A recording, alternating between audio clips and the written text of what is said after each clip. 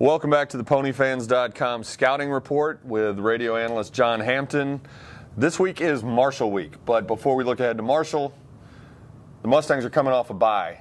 The obvious benefit of having a bye week is letting players heal up some bumps and bruises. But what other advantages are there for a team to have a bye this late in the season? Well, hopefully for young people, and the coaching staff took a chance to step away, from the microscope that gets, you get into the season routine, and Saturday you play, Sunday you reshuffle back into the next opponent, and you're full bore by Monday, Tuesday. You don't have much time to step away and take a deep breath and appreciate where you are, what the season is, individually how you've played, how you can get better. It's just a chance, and then you get to be a kid for a little bit. You get to be a college student on the weekend. You get to see what it's like on Friday and Saturday night to not have your world tightly wound up and preparing for a game. You get a chance to live. It's good. You get a chance to get away and realize what's important. Now, June Jones said yesterday after practice that he said, we're not thinking about the past. We're only looking forward to this week's game against Marshall. But from a player's perspective, they come off a disappointing loss in El Paso 2 weeks ago. They also can think back to last year where they had a chance to clinch bowl eligibility against Marshall and came up a little short.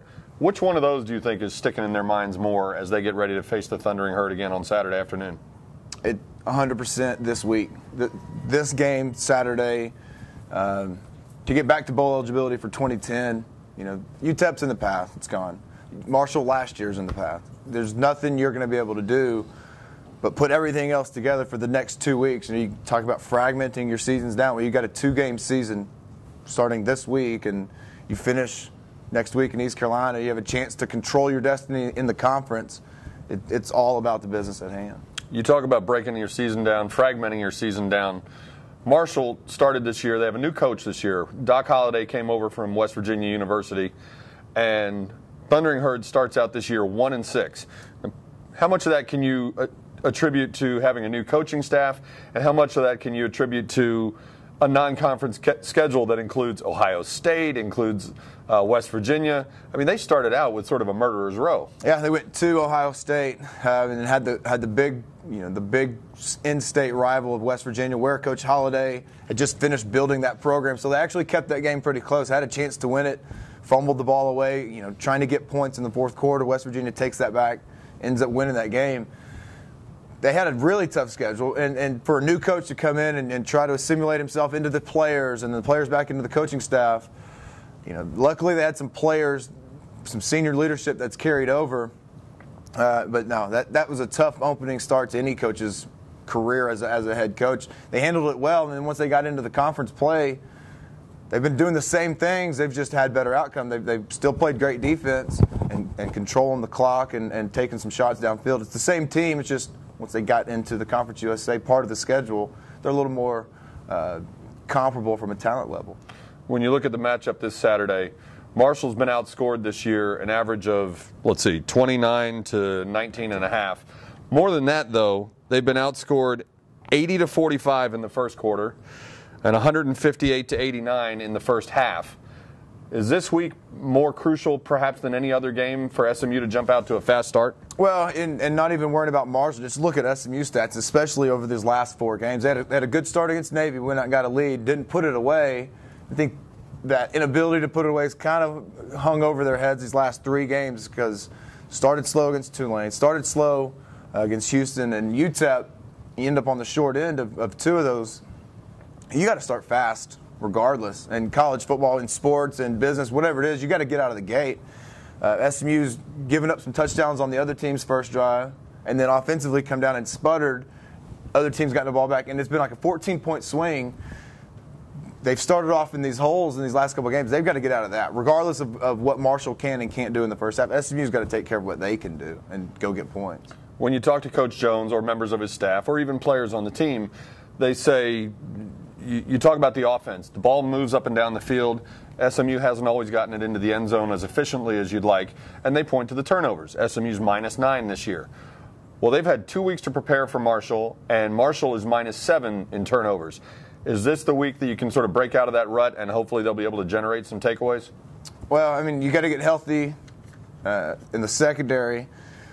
for some special players to get back in there. And I'm not saying that the cornerbacks that are in there are not special, but Sterling Moore seems to have his hand around footballs more often. Just a different energy when he's out there.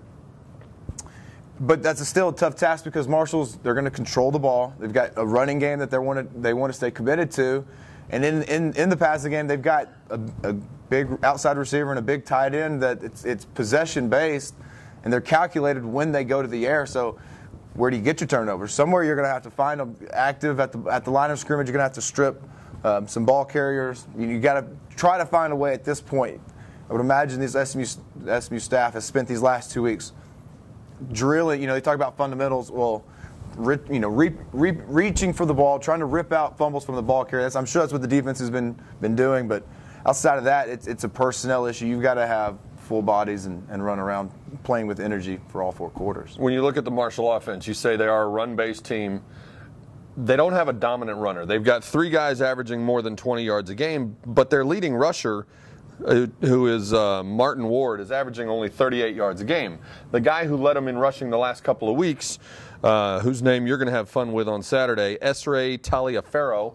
You're going to have more fun. All right, yeah. Well, I'm not on the radio. It's Rich's job. That's Rich's job. Rich's job and your job. He's averaging 7.5 yards a game.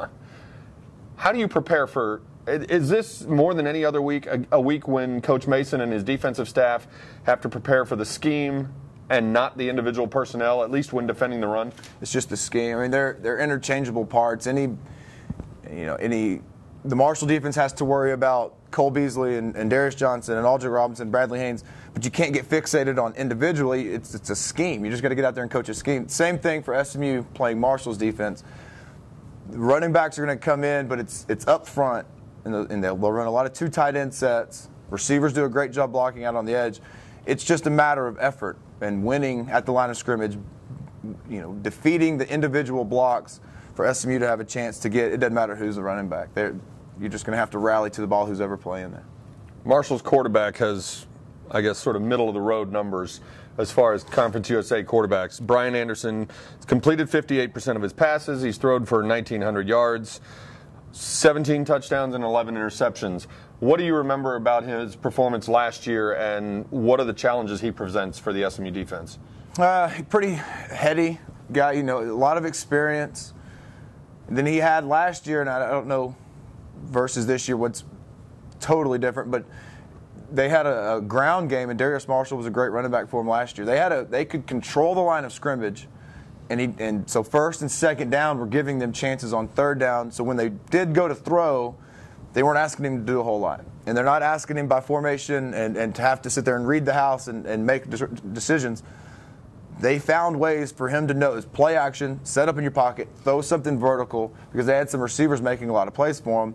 And then he also had a great security blanket, a 6'6" tight end, and Cody Slate, who was injured by the time SMU played him last year. So he's had some guys, close to the line of scrimmage, close to where the quarterback lines up that he could throw with accuracy. He didn't lose the game for him. He didn't do anything that was going to put you behind, and he kept the huddle calm and kept drives alive. When you look at Marshall's defense, there are a couple of guys jump out at you right away. Their big defensive end, Vinnie Curry, has 9 sacks, which leads Conference USA and is 5th in the nation. They like to move him around a lot. What does SMU have to do to keep Kyle Padron upright? Do you block more with a running back? Do you, double up and bring extra help to one side or the other? What do you do with a guy like Vinnie Curry? He's a great athlete, 6'3", 6'4", 250 pounds, and can run really well. He'll be an NFL first-day pick kind of guy. Actually, I think Marshall has as many first-day NFL players on it as anybody in the conference, personally. So you're going to have to identify him, figure out where he is, lines up on the field. Number 99, I believe, so he's easy to find. And then just stick with their scheme protection. SMU's offense line's done a great job against all sorts of defense lines. TCU came in here and didn't have a field day, so don't overrate one player from 1 week to the next. And Kyle and whoever's playing quarterback, quick decisions. Ball's got to come out of their hand, and that's that part's built into protecting the quarterbacks from anybody is built into the game plan. Screens, draws, short passes, things to get the ball moving and keep it away from a one-on-one show with the defensive end. You can't let him.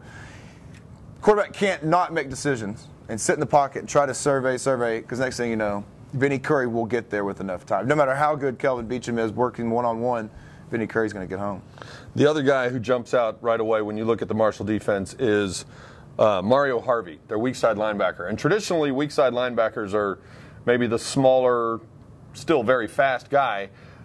But Mario Harvey is 6 feet and 250 pounds. He is a solid man. He's, let's see, tied for 5th in the country with tackles with 111. He's a Butkus Award semifinalist.